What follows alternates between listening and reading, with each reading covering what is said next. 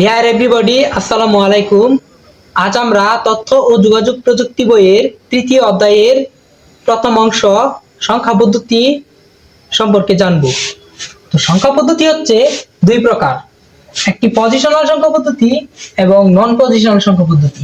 তো পজিশনাল সংখ্যা পদ্ধতি হচ্ছে চার প্রকার: ডেসিমাল বা 10 ভিত্তিক সংখ্যা পদ্ধতি, হেক্সাডেসিমাল বা 16 ভিত্তিক সংখ্যা পদ্ধতি, অক্টাল বা 8 ভিত্তিক সংখ্যা পদ্ধতি, বাইনারি বা 2 ভিত্তিক সংখ্যা পদ্ধতি।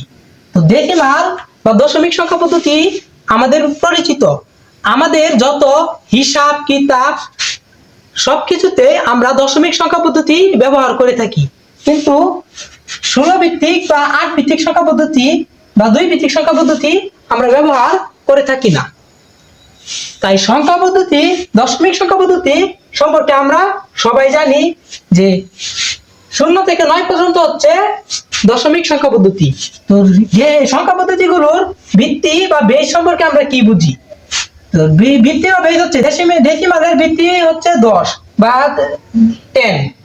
তো ডেসিমালের ভিত্তি 10 হলে 0 থেকে 9 পর্যন্ত 10টি অঙ্ক রয়েছে, সেই জন্য ডেসিমালের বেস হচ্ছে 10।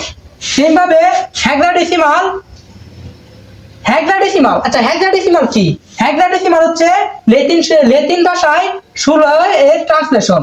ল্যাটিন ভাষায় 16 এর ট্রান্সলেশন হচ্ছে হেক্সাডেসিমাল। তাই হেক্সাডেসিমালের বেস যেহেতু 16, 0 থেকে 1 পর্যন্ত 16টি অঙ্ক রয়েছে বা প্রতীক রয়েছে বা চিহ্ন রয়েছে। অক্টাল হচ্ছে ল্যাটিন ভাষা, বাংলায় হচ্ছে 8। সেভাবে 8 ভিত্তিক সংখ্যা পদ্ধতিতে 0 থেকে 7 পর্যন্ত অঙ্ক বা চিহ্ন 8টি রয়েছে। সেভাবে বাইনারি মানে 2 ভিত্তিক সংখ্যা পদ্ধতি, এখানে 0 আর 1 মাত্র 2টি অঙ্ক রয়েছে। দশমিক সংখ্যা পদ্ধতি বা ডেসিমাল সংখ্যা পদ্ধতিতে আমরা পরিচিত। আমরা জানি যে 9 এর পরে আমরা 10 লিখি, 11 লিখি ইত্যাদি ভাবে পুরো সংখ্যাটা আমরা হিসাব কিতাব করে থাকি। কিন্তু হেক্সাডেসিমালে 9 এর পরে 10 লেখা যাবে না, সেখানে a b c d e f ইত্যাদি ইউজ করতে হবে, এবং f এর পরে আমাদেরকে 10, 11 ইত্যাদি লিখতে হবে। আর অক্টাল সেমভাবে অক্টালে 7 এর পরে আমাদের 10 লিখতে হবে। এখানে কোনো মতেই 8 বা 9 আসবে না, এখানে 8 বা 9 আসবে না। সেইভাবে আমরা বাইনারির দিকে যদি চিন্তা করি, সেখানে 0 আর 1 ব্যতীত আর কোনো চিহ্ন বা প্রতীক আসবে না।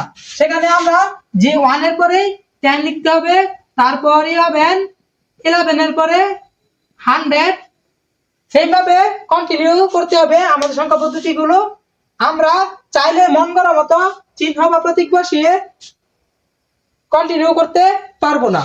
তো আজকের ভিডিওতে আমরা জানবো টোটাল এই সংখ্যা পদ্ধতির সিকিউর জন্য আমাদের কি কি পড়তে হবে।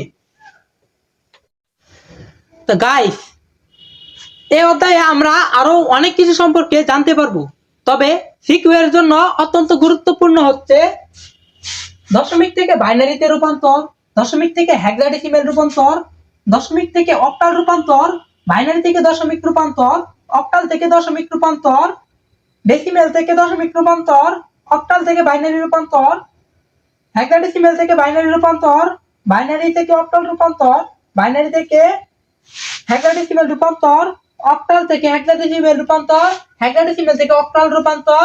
এই মোট 12টা রূপান্তর অত্যন্ত গুরুত্বপূর্ণ।